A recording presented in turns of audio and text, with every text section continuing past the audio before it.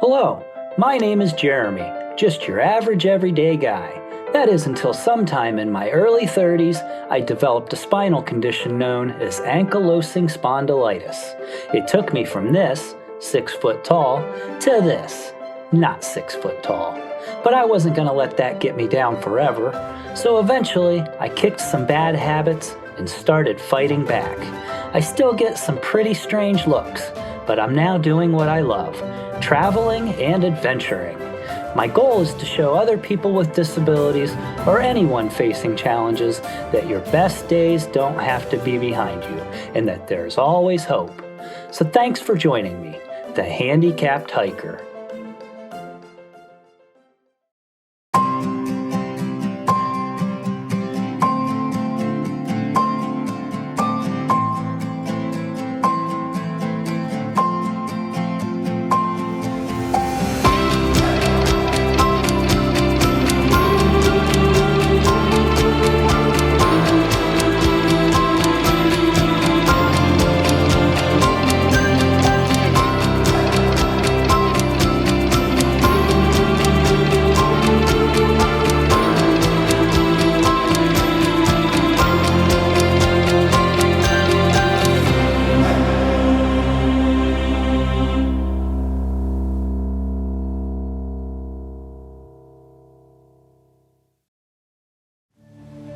On the last episode, I fought through several days of illness and pushed myself a little too hard before having to pull the plug on my Angel's Landing hike.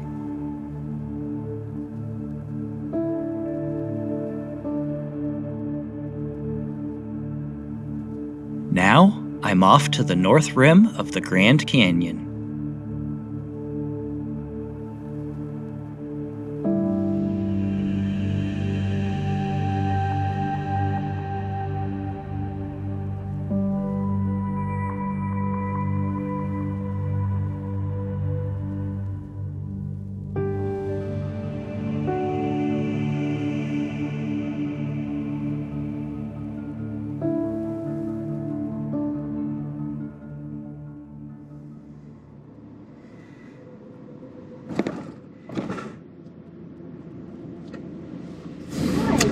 Hi.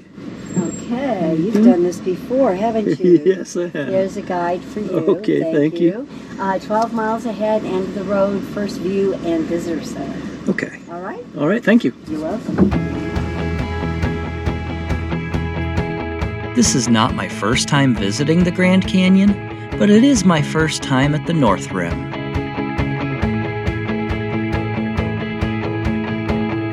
I'm still fighting off my lingering illness, so upon arrival, I set up camp, made dinner, then slept for about 12 hours straight.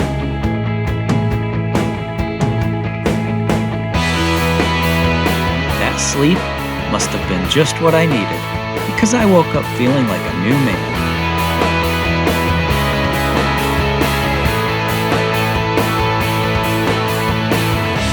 Let's begin by heading over to the visitor center and doing the short trail to Bright Angel Point.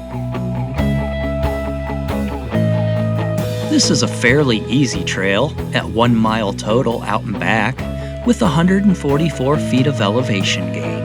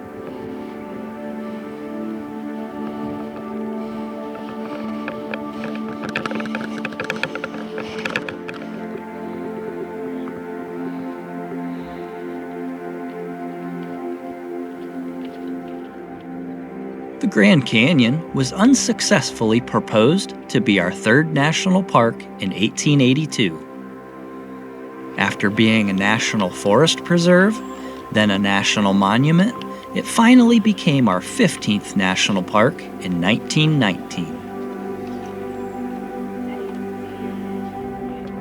If you've ever visited the Grand Canyon, chances are you were at the South Rim. In fact, only about 10% of the park's visitors go to the North Rim, due to its remoteness and being less developed than the South Rim. Although there's only 11 miles lineal distance between the two, it takes 4.5 hours and 215 miles to drive from the South Rim to the North Rim. Or you can take the 24-mile hike through the canyon, which I fully intend to do someday.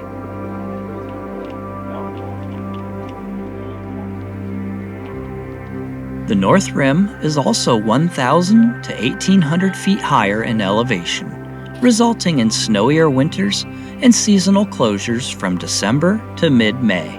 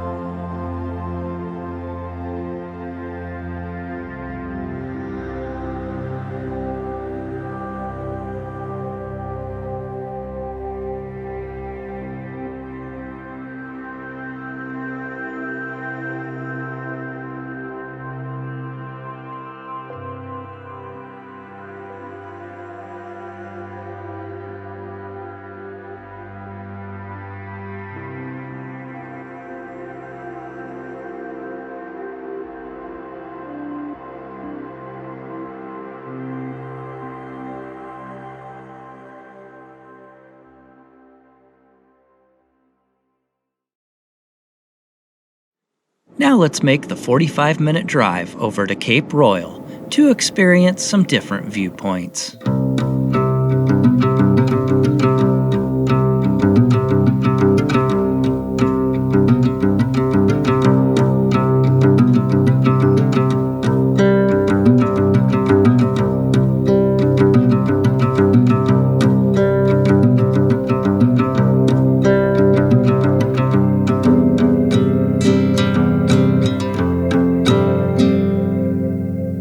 This Cape Royal Trail, plus the Angel's Window Spur Trail, are about 1 mile total out and back, with only 65 feet of elevation gain.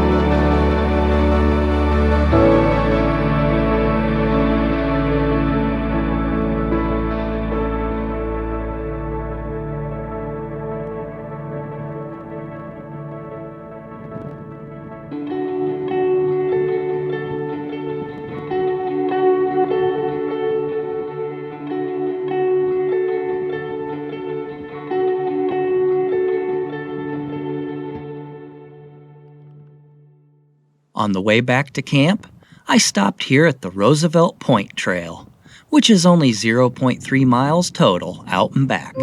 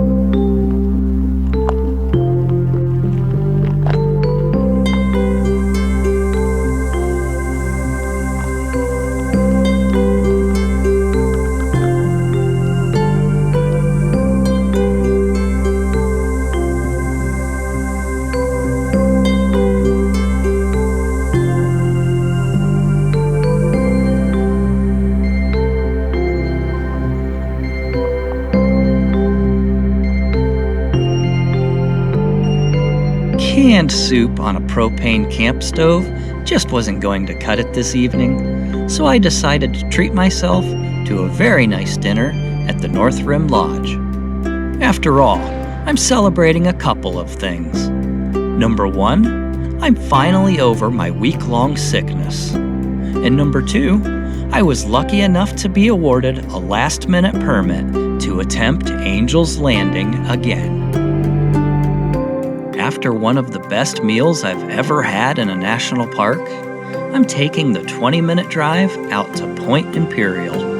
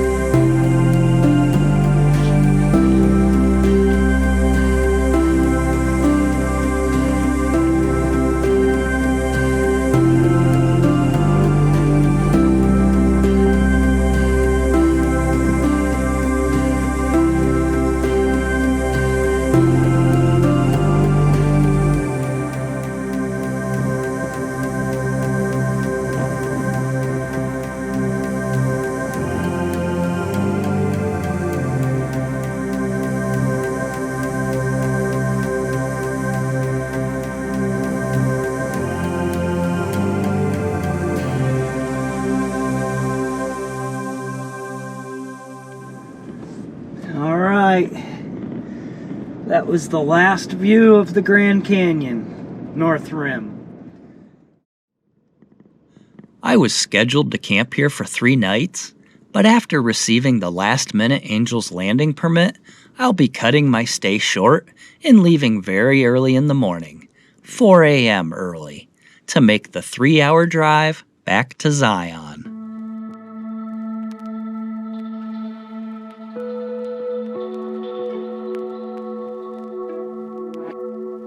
Having lived my entire life in the Midwest, I've got to tell you, driving through the desert from the twilight through dawn is a very, very unique experience. This was one of those rare moments that even while it's happening, you'll remember it for the rest of your life. And this was only the beginning of what will be an incredible day.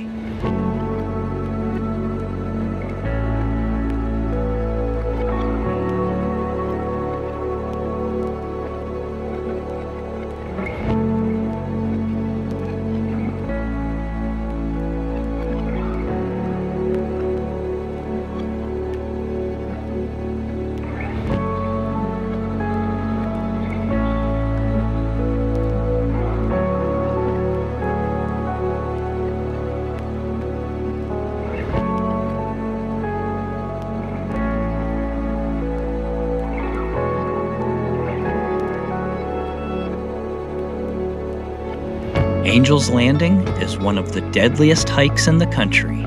There have been 18 confirmed deaths on this trail, 13 of them since the year 2000, and most recently in 2021. The National Park Service now requires a permit in an effort to reduce trail crowding. I was so nervous and worried about this hike, I decided not to film on the way up so I could focus on every single step. And you'll understand why when I film the trip back down.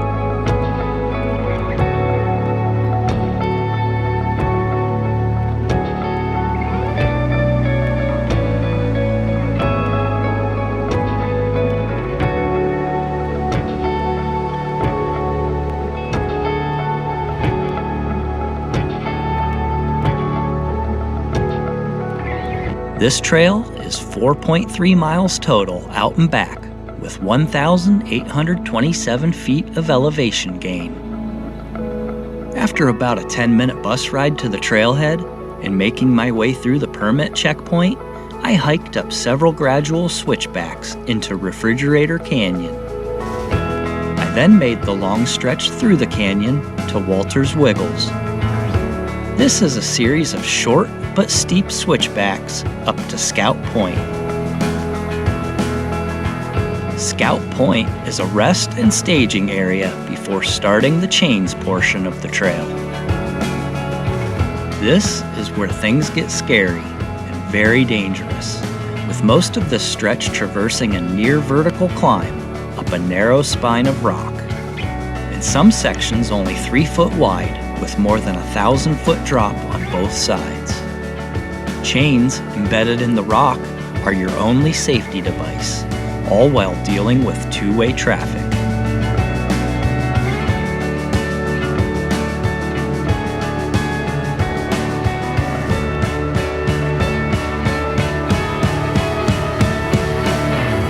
I felt unbelievably proud and happy when I reached the top, and some people were really shocked to see me up there. But as far as I was concerned, I was on top of the world and nothing else mattered. In my heart, I was 6 foot tall again.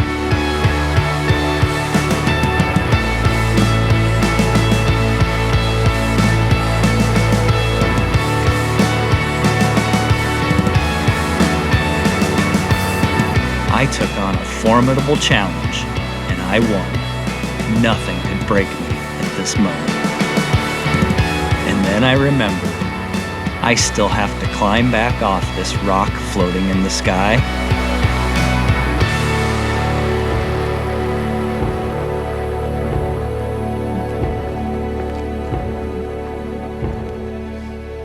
So hold your breath. Here we go.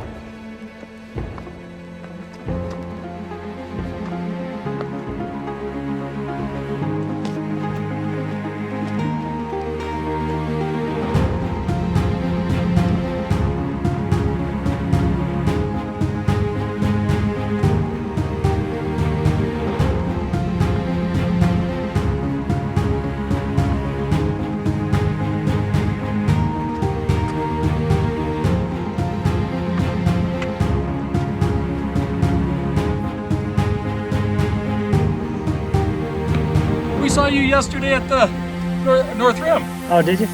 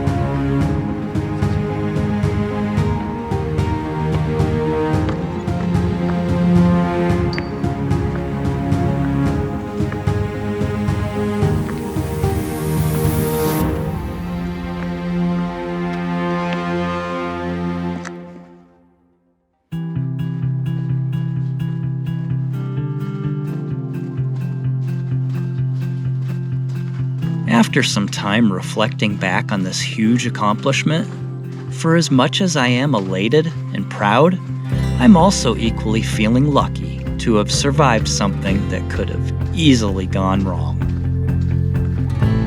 If you asked me if I would ever do this hike again, I couldn't answer you. It was an absolute thrill, but the margin for error is great and demands respect. For now, I'm just going to keep riding this high as I head east, back into the rain.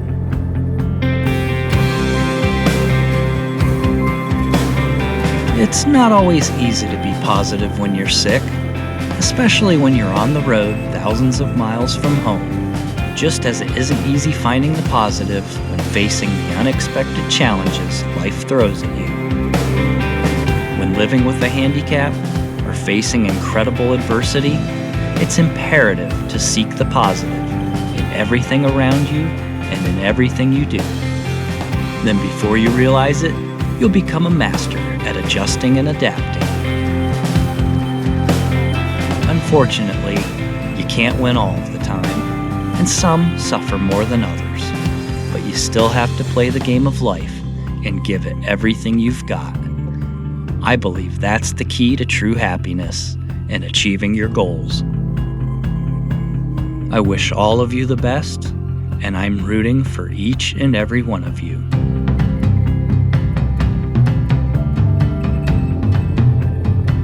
As for me, my mission continues, so be sure to tune in for the next episode, and we'll see you then.